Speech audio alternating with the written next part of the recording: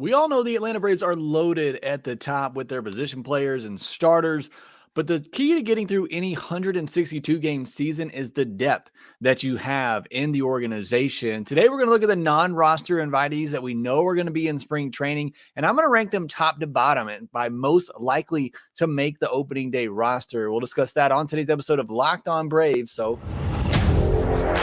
you are Locked On Braves, your daily Atlanta Braves podcast.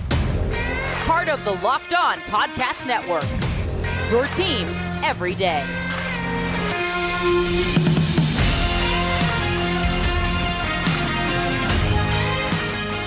Hey, and welcome back to Locked On Braves, part of Locked On Sports Atlanta, where we cover your favorite Atlanta sports teams each and every day. I am your host, Jake Mastriani. You can follow me on social media at ShortstopBall. Make sure you check out my written work over at BravesToday.com. Make sure you follow the podcast on social media at LockedOn_Braves. Send in any questions, comments, or feedback that you have for the podcast. Always enjoy hearing from you and trying to make this show as interactive with you as possible. So make sure that you send in those comments and questions. We'll have our mailbag episode on Friday. Look out for my post from LockedOn_Braves. Subscribe on YouTube if you're new. We're approaching 9,000 subscribers, about 60, 70 subscribers away from that. Trying to reach 10,000 by opening day. You can help me get there by hitting the thumbs up button on this video as well, to help the other people see it and hopefully join our community here at Locked On Braves. You're listening on the audio version. Thank you so much. Make sure you leave me a 5-star review. Would appreciate it. Thanks so much for all the support you give me here at Locked On Braves. We do a lot of these live during the offseason, as I am right now. We got Greg Harrison here, Mike W., Chris Fields, Nick Harvey, who says his 8-year-old son Avon loves this show. Thank you so much. Shout out to Avon there. Hopefully I said that name right. We got Adam Dowd in here, Joe Me, Bolt66 says War Eagle, Jeffrey Humphreys, Nick Harvey, Woo Pig. I don't know about that. Whatever. College baseball season's coming. So Woo Pig to you. Rich in here as well. Chris Hester, Ecuadorman, Matthew, Jordan Watley, Love Above All, and Live S in here with me live. Thank you so much for joining the show and supporting us here at Locked On Braves. Today's podcast, we're going to do a ranking of the non-roster invitees. So yesterday, we took a look at some prospects we know are going to be in big league camp, including the prospects, rookies who are on the non-roster invitee list. We'll touch on some of those a bit today, but in listening to Monday's podcast, listening to today's podcast, hopefully you'll have a good idea of just about everybody that's going to be in big league camp. We may see some more trickle in throughout. I'm sure we will. I hope we will. But for the most part, you listen to Monday's episode, you listen to this episode, and obviously you're probably already familiar with the guys who are going to be on the opening day roster. You're going to be very familiar with just about everybody in big league camp. And that's what I hope to do with these two episodes. I am going to rank them by most likely to make the opening day roster to least likely. I believe there are 23 names on the non-roster invitee list. So I'll be ranking those top 23, 1 to 23. In order for some of these guys to get added to the 40-man, they're going to have to be on the 26-man roster. So it's not just about getting on the 40-man roster for these guys. It's also, can they be on the 26-man roster? Otherwise, no real need for the Braves to move a lot of these guys to the 40-man roster at this point. As kind of touched on a minute ago, there's the opportunity and hopefully the possibility for the Braves to add some players to this list. I've already mentioned I would love to see them go out and sign some veteran starters to minor league deals with spring training invites. Would love to see that happen, get a couple in here as well. But there are a lot of innings to go around in spring training. Braves have a lot of arms that they need to get a look at, but still would love to see them add another veteran on a minor league deal here. There's currently 3 open spots on the 40-man roster. I mentioned, the guys on this group, they're going to have to prove they're worthy of being on the 26-man roster to first get added to the 40-man roster, but there are 3 open spots currently. You'll likely have 3 more spots open up once the season starts, with Penn Murphy, Angel Perdomo, and Ian Anderson all going to the 60-day IL. So plenty of room on the 40-man roster for these guys. We'll see if any of them get added. I'm going to start at the top, so no real suspense here. Number 1 for me is Jordan Luplow, and reason being is just as things stand now, he's the only real proven right-handed bat that they have for the bench. A career 833 OPS against left-handed hitters, so he's been really good in his career against lefties. Again, unless they bring in somebody else, which there's still a possibility for that to happen, he has to be the favorite to be the bench spot as a right-handed outfield bat, unless they're just not going to carry a right-handed, outfielder, which I don't know that makes a ton of sense when you got Jared Kelenic, a lefty, starting in left field. Although I want to see him get everyday at bats, even against lefties, but I got to imagine there's going to be some sort of insurance there for a right-handed bat. So Jordan Luplow, number one for me, most likely to make the 26-man roster from the non-roster invitee list. Number two is Ken Giles, and this is a very similar situation to Nick Anderson last year, reliever who has been good in the past but hasn't been able to stay healthy lately. Was reportedly sitting in the mid-90s in a recent showing, a workout that he had, so that certainly is good to hear. Going all the way back to 2019, his last really good season, he had a 1.87 ERA and a 1.00 whip with 83 strikeouts in 53 innings. Also had 23 saves that year. A slider that had a whip rate of over 50%. So again, it's been a while, but he has been a really good reliever in the past. The problem with Ken Giles and really everybody that's trying to get a spot in the bullpen is there's just not a lot of openings. I mean, at most, there's going to be 2 spots open in the bullpen. So going to be really hard to crack the Braves bullpen this year, but Ken Giles certainly has the track record to be a really good reliever. And if the velocity is up and he still has that good slider, then there's a very good chance that he is able to make the opening day roster. Number 3, and this one may surprise some people that I have him up this high, but those are the two, Luplow and Giles, I think are the most likely. After this, it can get a little tricky, but I'm going to go number 3, Hurston Waldrep. He would have to show much improved command, and the performances, I think, would have to just be overwhelming in spring training, similar to what Dylan Dodd and Jared Schuster did last spring training. And that right there should tell you don't put a ton of stock in what you're seeing in spring training. But I think he would have to have those type of performances where he is just blowing people away with what he is doing. And there's certainly the possibility with his stuff that he's able to do that. I think there's also the possibility that maybe they want to bring him along slowly and maybe go the Spencer Strider route from 2022. You do that and you have him on the opening day roster from day one, then you make him eligible for the prospect promotion initiative. He is eligible for that. Both him and AJ Smith-Shawver are eligible for that. So that could be another incentive there and a reason why, again, he's got to earn it. He's got to prove it. And if you didn't want to stick him in the rotation right away, again, you could kind of ease him in that bullpen role. It takes up another bullpen arm, but maybe ease him into that rotation. Look, I think he has a chance. I think he has a chance to earn a rotation spot. Like I said, he might have the best stuff of all the 5th starter candidates right now. He's still got to come in and prove it and earn it, but I think there is that possibility for Hurston Waldrep to make the opening day rotation, again, just because I think he does have the best stuff of any of those arms. And I think that it's, you have that initiative or that incentive as well for the prospect promotion to get those draft picks if he finishes, high enough in the rookie of the year voting. So number 3, Hurston Waldrep. Number 4 is David Fletcher. And this could really just come down to a competition of him and Luis Guillorme. Guillorme has the upper hand because he's already on the 40-man roster. You are paying a lot of money to David Fletcher. I don't know that means a whole lot in this circumstance, but I do think Fletcher gives you better insurance at shortstop. I think he is better suited to play shortstop if you need to give Arcia a day or something happens to Arcia. I think David Fletcher is the better option there of those two guys. I don't think you carry both of them because neither one of them really play outfield. I know Fletcher can, and he has before, and can play outfield if you needed to. But I do think Fletcher, because of that added versatility, I think he's better suited at shortstop, and he could play outfield if you needed to. I think that gives him a really good chance of making the opening day roster as well. But it's really probably going to come down to him and Guillorme. I don't know if you carry both of those guys. Same can be true for the number 5, and that is Leury Garcia.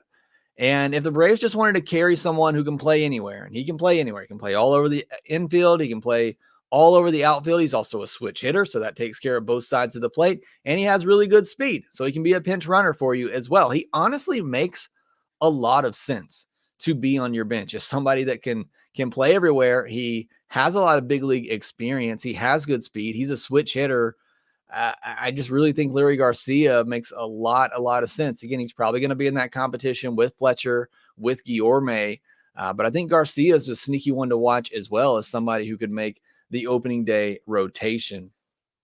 That probably ends the list of guys that I think have the best chance of making the opening day roster. Obviously, a lot of other players to get to, including some other top prospects like Drake Baldwin, Nacho Alvarez. We'll discuss those guys next. Passion, drive, and patience. What brings home the winning trophy is also what keeps your ride or die alive. eBay Motors has everything you need to maintain your vehicle and level it up to peak performance, from superchargers, roof racks, exhaust kits, LED headlights, and more. Whether you're into speed, power, or style, eBay Motors has got you covered. I'm currently driving the minivan. That's my ride or die right now with the 3 kids. We are definitely going for speed, power, and style. And I can get all the parts that I need over at eBay Motors. With over 122 million parts for your number one ride or die, you'll always find exactly what you're looking for. And with the eBay Guaranteed Fit, your part is guaranteed to fit your ride every time or your money back. Because with eBay Motors, you're burning rubber and not cash, which is what you want. With all the parts you need at the prices you want, it's easy to turn your car into the MVP and bring home that win, just like Ron Acuna Jr. is going to do this season for the Braves. Keep your ride or die alive at ebaymotors.com. That's ebaymotors.com. Eligible items only. Exclusions apply. eBay Guaranteed Fit only available for U.S. customers.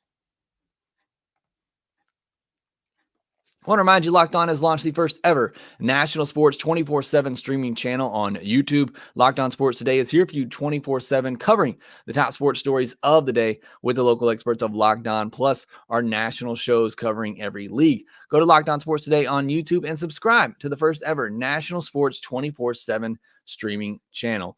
Also want to give you a heads up, tomorrow's episode, we'll be going over the PECOTA projections, which favor the Braves very highly. We'll go through all of those. Friday, we'll have our mailbag episode. Next, Minors Monday, I'll tell you which college baseball prospects to keep an eye on. So that's what's coming up in the week ahead. But let's jump back into the non-roster invitee rankings here. Really love doing this. Again, my goal with this podcast and the one from yesterday is to let all of the listeners know what to expect from these players and just have a really, good understanding of all of these players in spring training. So coming in at number 6 is Eli White. Eli White was doing some good things last year. Ed Gwinnett got a little bit of a look with the Braves, but then he got injured. He's at this point seems like a quad A player, a 4A type of player. He has a 777 OPS in the minors compared to just 546 in the big leagues, over 136 game sample size. So, I mean, it's not a huge sample size, but it's also not a small sample size either at the big league level. And he just hasn't been able to get it done. He shows the potential for speed and power, but he is 29 now at this point. Kind of crazy to think. It seems like he's been a well thought of prospect for a long time. Again, if they don't bring in more right-handed options, I mean, then it really is between Eli White and Jordan Luplow. And that's why I still think they're going to sign another right-handed outfield bat. But as things stand now, it's really just those two, White and Luplow, stand to be your right-handed hitters. Number 7 for me is a Luke Williams. This one is similar to Leury Garcia. Luke gives you someone who can cover all over. He just doesn't have the big league track record that Garcia does. He does have good speed, would be a solid bench guy in case of emergency. Braves used him a little bit last year towards the end of the season, so some familiarity there. But Luke Williams, just kind of another do-it-all type of guy for you on the bench if you needed him. Number 8 is one I'm excited about. That's Luke Wadell. If you've heard me talk about Luke Wadell this offseason, I think he's the future bench utility guy for the Braves. I think he is David Fletcher. I think he is a ball player. I think he's somebody that can play all infield positions and play it pretty solidly defensively. I think he's a good contact hitter, be able to put the ball in play for you. Could hit 260, 270, I think, even if he got every day at bats. I think he's that good of a hitter, but just doesn't do anything special. And it's why I do think he ultimately is the bench utility type of player, but I think he has the chance to do that for you now with a good showing in spring training. I think he becomes that next man up too. I think there's a possibility that, something happens at shortstop. They'll probably give Fletcher the first look, but I think if Luke Wadell proves himself, he could essentially replace Braden Shoemake from last year and give you that middle infield depth. So I'm excited to see what Luke Wadell can do in camp. Number 9, this one kind of surprised me. Taylor Woerner. He has over 100 innings pitched in the big league level, 4.26 ERA, but a 1.44 whip.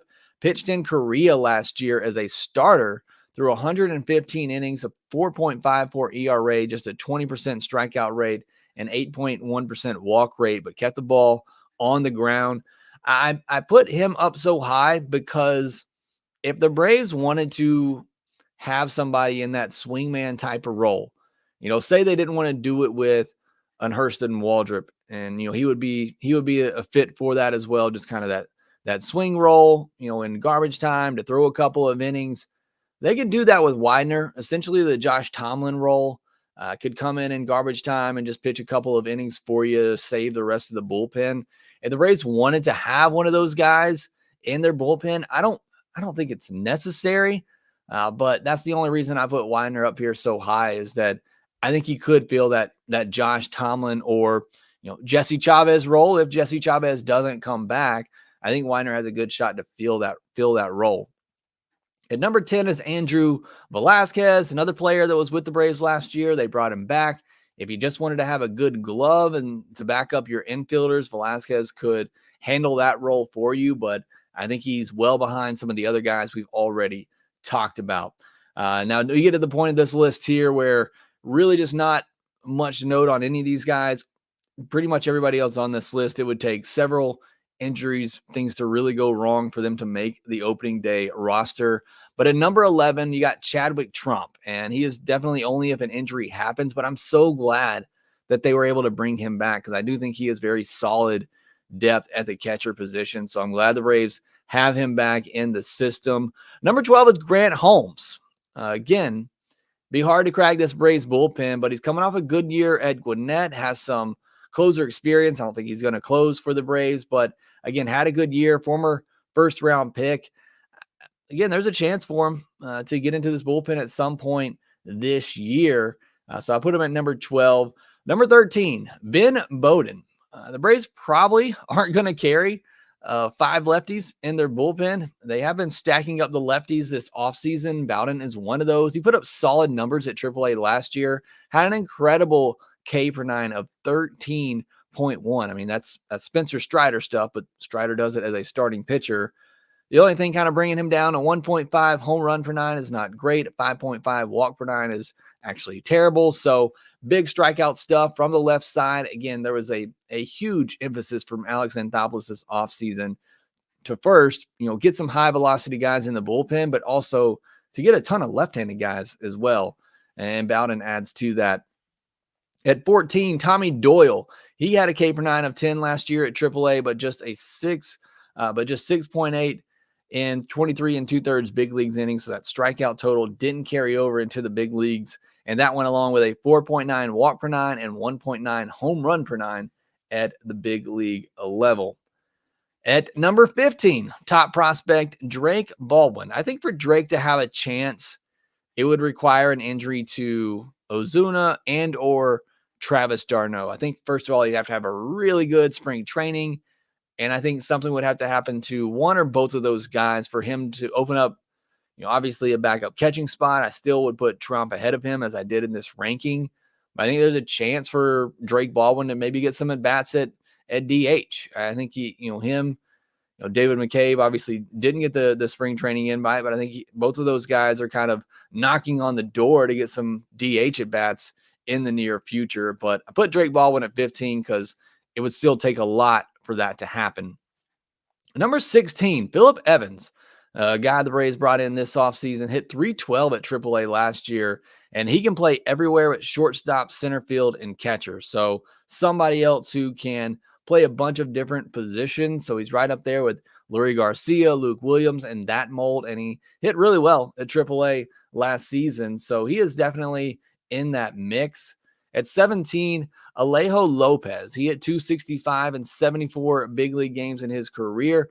Can play second, third, and corner outfield, so covers a lot of positions for you. But again, I put him behind a lot of these other utility guys like that.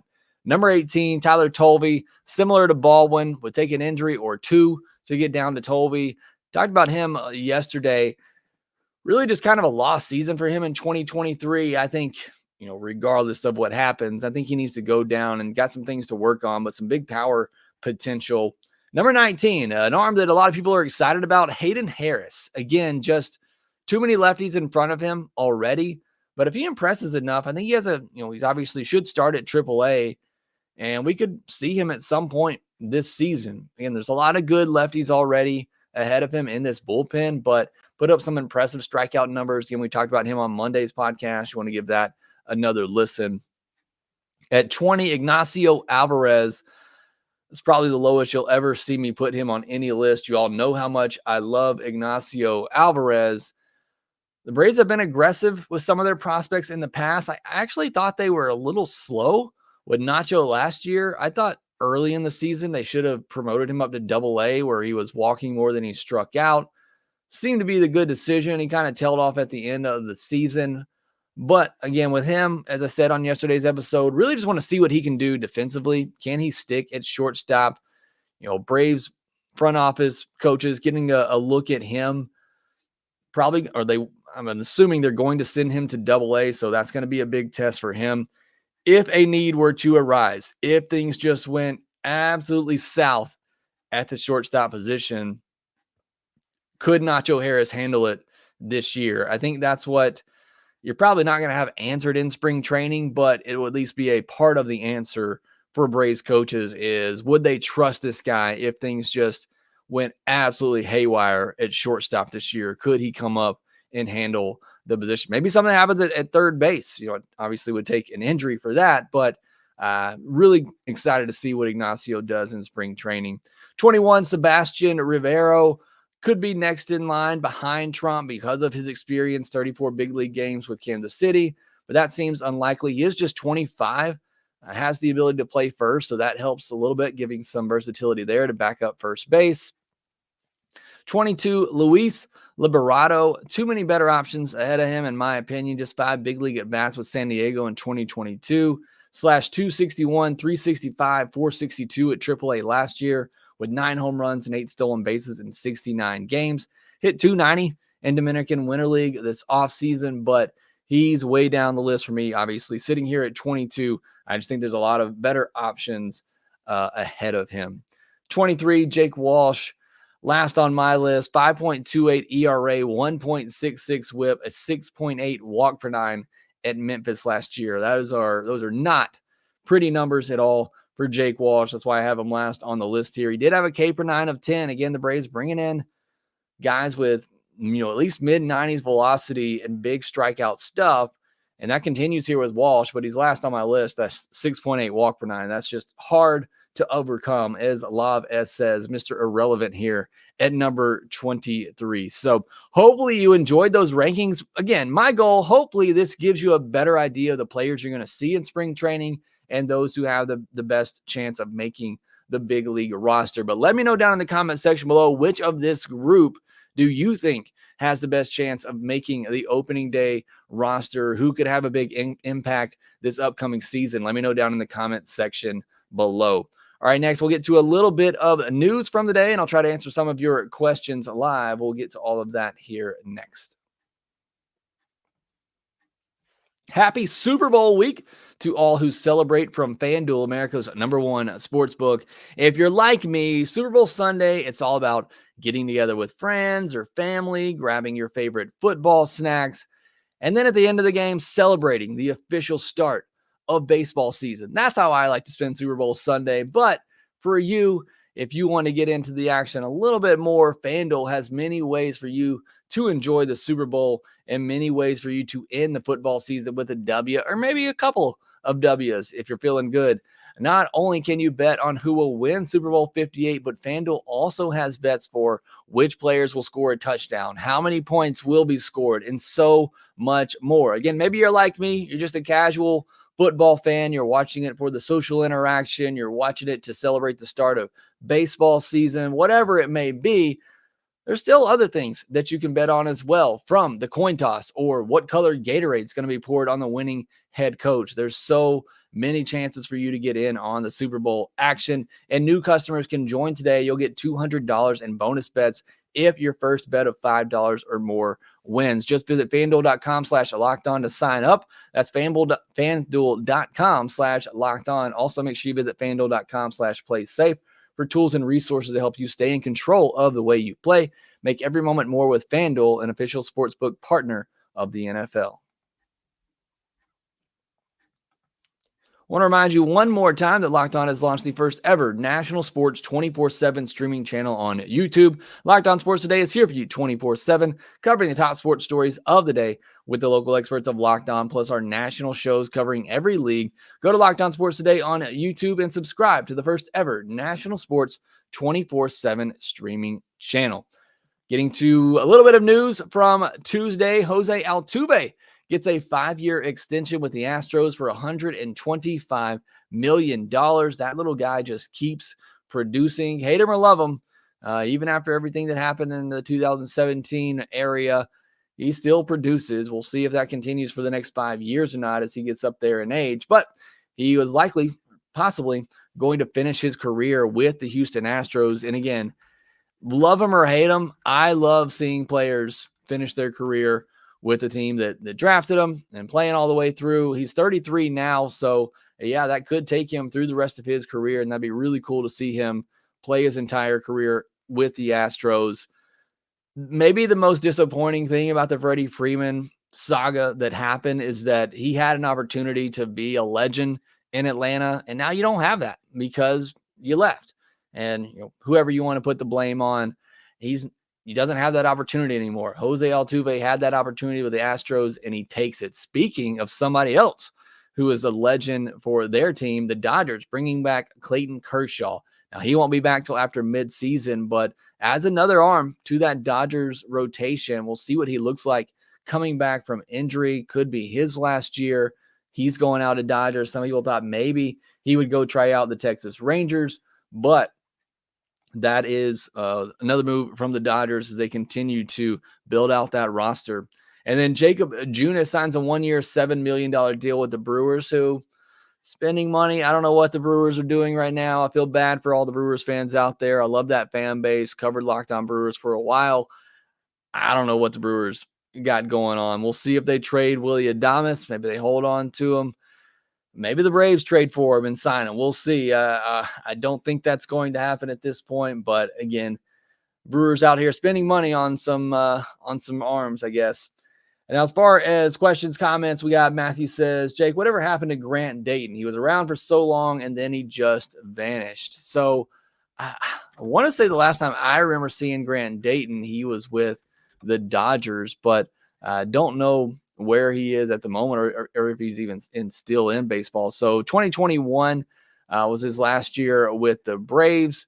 And then I don't know if he's been with the minor league level 2022. So he didn't play last year.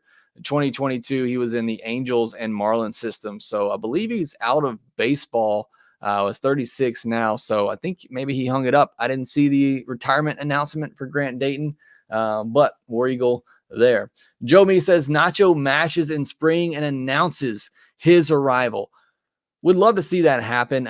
Mashing with Nacho is not what we've seen so far. Hopefully we see the power come along this season, whether that's in spring training or whatever it may be. But yeah, would love to see a good showing. I just hope, I just hope he gets some time in spring training. I hope he gets some starts. And I hope he gets plenty of at-bats. I mean, I'd love to see him get 20, 25 at-bats, get some reps at shortstop, and hopefully, selfishly, we get to see him with some games that are on TV. And then final one here from Gary Gibson says, hello, Jake. I agree with you on Wadell. Hope he can make this year. Look, I think he is David Fletcher, and I think David Fletcher is a very solid utility bench guy, and I think Luke Wadell could be that. And I was not high on the pick when it happened. Again, I follow college baseball very closely. We'll talk about college baseball prospects on next Monday's podcast.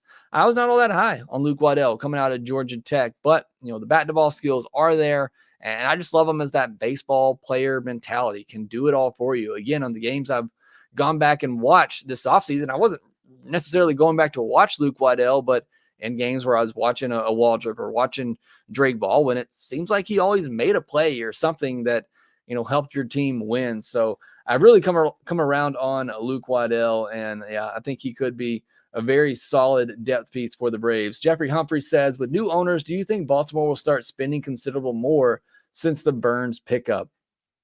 Kind of remains to be seen. I know there's a lot of big names in that group, but I hope so. Again, I hope the best for all fan bases. Look, we are spoiled here as Braves fans. We are a big market team. Don't let anybody out here tell you that the Braves are cheap. They are not. They are not cheap at all right now. It's a top 5, spending team in all of baseball, which is what they said they would be. And that's where the Braves are right now. And I wish that for all fan bases. Not everybody can be top 5, but would love to see that Orioles fan base, get what they deserve and get some owners that are going to spend some money to build around this really good talent. So I hope so, but kind of remains to be seen. They go out and extend Corbin Burns, then yeah, I think we're looking at a new era of Baltimore Orioles baseball, but we'll see how that plays out. All right, that will do it for this episode of Locked On Braves. Again, tomorrow we'll be going over the Bakota projections. Friday we'll have our mailbag podcast. Next Monday we'll be talking about the college prospects to watch as college baseball season starts next weekend. Well, that again will do it for this episode of Locked On Braves. Make sure you subscribe to us on YouTube. If you haven't already, hit that thumbs up button. Make sure you follow us on social media at @LockedOn_Braves, @ShortstopBall, and we will talk to you next time.